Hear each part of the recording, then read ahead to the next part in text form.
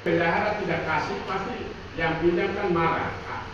Kemarin saya pinjam begini, saya bilang tidak kasih, saya pinjam, jadi saya tidak mau kegiatan ini, kegiatan itu. Jadi dari awal itu harus sadar diri bahwa uang gereja itu tidak boleh tunai. Entah siapapun. Cuma kegiatan-kegiatan yang ditentukan di dalam SOP itu yang harus digunakan sehingga uang itu dia bisa berjalan. Kemudian manajemen juga berbicara menyangkut dengan laporan-laporan. Jadi namanya bendahara itu dia harus pegang kas pemuda, kas buka. Itu harus pegang sehingga itu dicatat. Hari ini tanggal sekian ini masuk sekian. Macam ada ibadah, kelopenya berapa itu dicatat. Sehingga nanti berikut itu disampaikan hasil ibadah sekian ini pemasukannya sekian. Kalau memang sementara berjalan itu penggunaan lain, maka itu laporannya nanti kemudian berikut disampaikan juga pada anggota lain, sehingga anggota lain itu mengetahui. Karena biasanya itu juga bermasalah, sehingga laporan itu secara rutin sudah harus sampaikan kepada yang lain. Keterbukaan ini penting, keterbukaan, transparansi di dalam pengelolaan keuangan itu sangat penting bagi kita. Kemudian masalah laporan, mungkin contoh laporannya itu ada di dalam materi saya. Nanti yang bendahara bisa dicek, bisa lihat. Nanti dibuatkan bentuk baca seperti itu. Nomor, tanggal masuk, keterangan. Keterangan itu kalau pemasukannya dari mana? Kalau pengeluaran berarti pengeluaran untuk apa? Belanja untuk apa? Kemudian berkaitan dengan belanja. Belanja itu berkaitan dengan bukti belanja, kwitansi. Jadi seorang bendahara jangan bilang saya ada beli HP.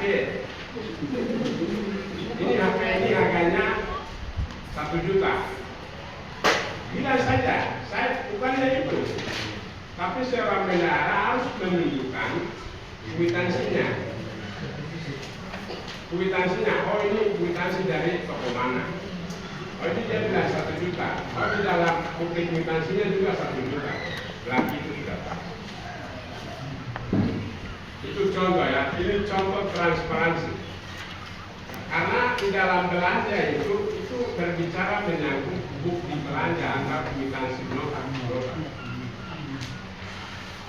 Kemudian nanti di dalam laporan itu dibuat tanggal ini penting. Tanggal masuk, tanggal pengeluaran itu penting. Sehingga uang yang dikeluarkan tanggal ini penggunanya dirincikan apa saja yang dibelanjakan. Yang dibelanjakan kalau di toko sana itu tetap mereka akan tulis di nota di bawah. Jadi nota itu yang harus ditunjuk. Kemudian di situ kalau memang dia sisa 1.000 atau 2.000 atau 5.000, 5.000-nya itu harus dikembalikan.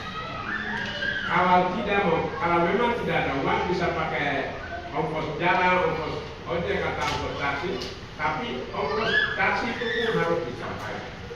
Sisanya sekian, sisa ada sekian, jadi saya ada pakai ojek. Cukup sampai situ. Yang penting jangan tambah, jangan kurang. Karena apa yang kita buat ini, kita ini manusia, tapi Tuhan kan sedang lihat kita macam begini. Oh, begini. Jadi kita bisa tipu manusia, tapi kita tidak bisa tipu Tuhan. Kemudian tata cara manajemen keuangan itu ada juga di bagian di situ. Jadi nanti pengelola kas itu nanti diundang pada pengurus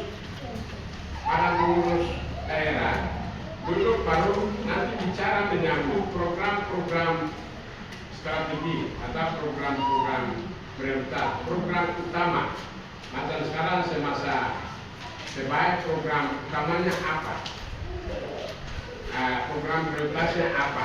Itu dicantumkan di dalam manajemen itu, sehingga di dalam SOP itu, sehingga tidak perlu yang lain-lain.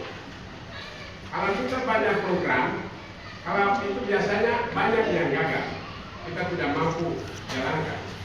Jadi seorang pemimpin, seorang leadership itu harus memiliki satu ide atau satu gagasan yang mau dibuat. Karena ini dia mau buat atau tidaknya itu cuma tergantung manajemen keuangan. Manajemen keuangan. Macam contoh kita tetapkan program pendidikan. Jadi dari daerah Nabire ini mau untuk salah satu KSTD Yusuf contoh. Itu dibiayai dari kas pemuda. Apakah pemuda daerah Nabire mampu biaya itu? Tidak. Contoh ya, di pendidikan. Kemudian mungkin ada yang diutus untuk dia harus ke STT untuk belajar tentang musik. Sehingga hasilnya itu, outputnya itu nanti dia kembali ajarkan kepada yang lain tentang musik. Itu program. Tapi untuk menjalankan itu harus kesiapan kitanya adalah masalah kasnya dulu, kasnya siap atau tidak. Kemudian yang berikut menyangkut dengan aset. Kita pemuda harus mempunyai buku aset. Buku aset itu untuk inventarisir barang-barang atau pemuda, barang-barang milik pemuda. Jadi contoh, sekarang kalau semasa ada Daud, dia belanja dengan dana pemuda itu macam musika, macam apa, itu sudah menjadi aset pemuda. Maka itu dicatat di buku aset pemuda. Sehingga begitu ada Daud dia keluar, bukan dia bawa lagi aset 3 di pemuda. Karena saya lihat kebiasaan kita itu kadang itu, kalau saya punya HP, saya punya laptop ini, kalau ini dari kantor, maka kalau kita mau jujur, itu berarti saat saya digantikan itu harus ini kasih 3 untuk asetnya kantor. Sebaliknya juga di sini, kalau namanya aset, kalau kita di pemerintah itu biasanya di audit masalah asetnya. Jadi pokoknya yang sudah tercatat di aset itu sudah harus kita kembalikan ke pemerintah. Entah itu sudah dibawa atau belum dibawa, kalau disuruh kembalikan kembali. Nah, ini menyangkut dengan menjaga ketimbangan. Apa mungkin berikut padahal barangnya ini ada tapi karena dia bawa harus kita beli, berarti itu kan terjadi pemborosan atau tambah beban itu pada pengurus berikut. Itu jadi harus buku inventarisir itu harus ada sehingga pada pengurus harus dicatat. Sehingga yang kalau itu sudah jadi aset pengurus daerah, pemuda daerah, maka itu harus pemuda daerah punya. Kemudian yang dimaksud dengan operasional yang tadi SOP itu nanti Bapak bisa lihat juga itu berbicara berkaitan dengan penerimaan kas, kemudian pengeluaran kas. Jadi selain dari